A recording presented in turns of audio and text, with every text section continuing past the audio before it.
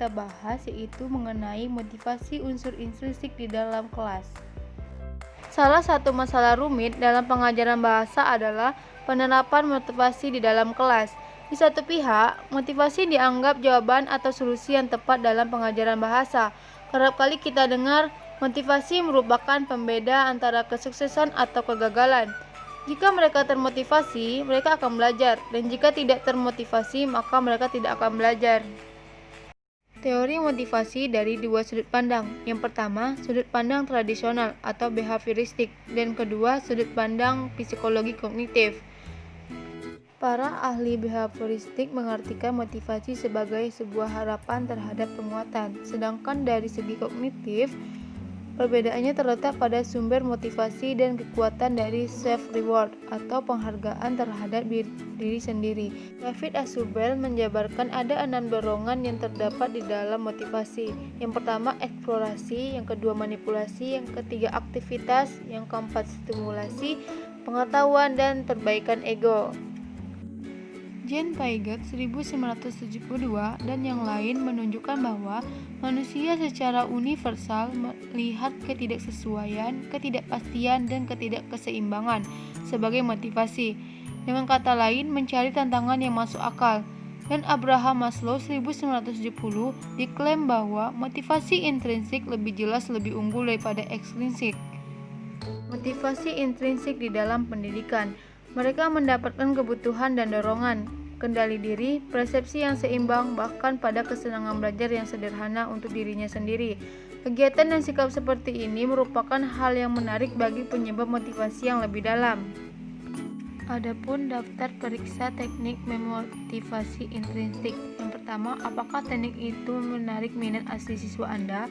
Yang kedua, apakah Anda menyajikan teknik dengan cara yang positif dan antusias? Yang ketiga, apakah siswa jelas menyadari tujuan dari teknik ini? Yang keempat, apakah siswa memiliki beberapa pilihan? Dan yang terakhir, apakah teknik ini menghadirkan tantangan yang masuk akal bagi siswa? Mengajar anak-anak. Pada tradisi populer, anak-anak lebih mudah mempelajari bahasa kedua atau second language daripada orang dewasa. Pertama, anak-anak lebih mudah menguasai bahasa kedua secara sadar. Anak-anak dengan kemampuan kognitif dan efektif lebih mudah mampu menyampaikan bahasa pertama dan kedua secara baik. Perbedaan antara anak-anak dan orang dewasa terletak pada sikap spontanitas anak terhadap semua bentuk bahasa yang ada di sekitarnya.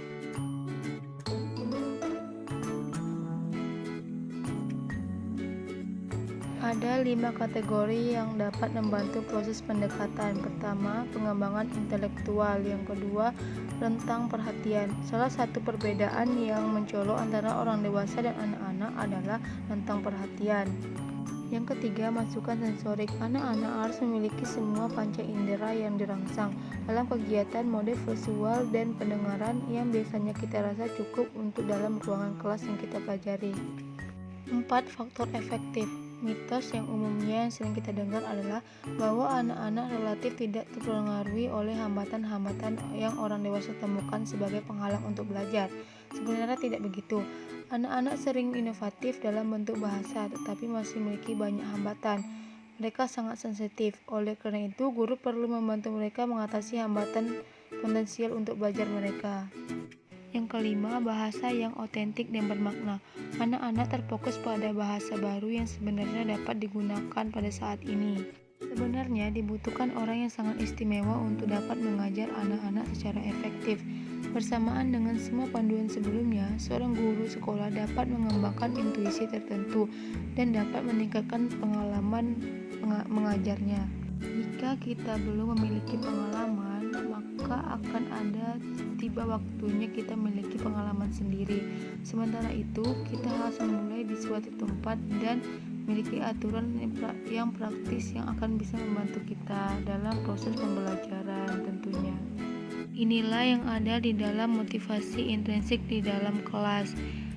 Kita bisa menerapkan strategi ini dalam proses belajar mengajar di dalam kelas. Terima kasih sudah menyaksikan dan sampai jumpa, semoga bermanfaat.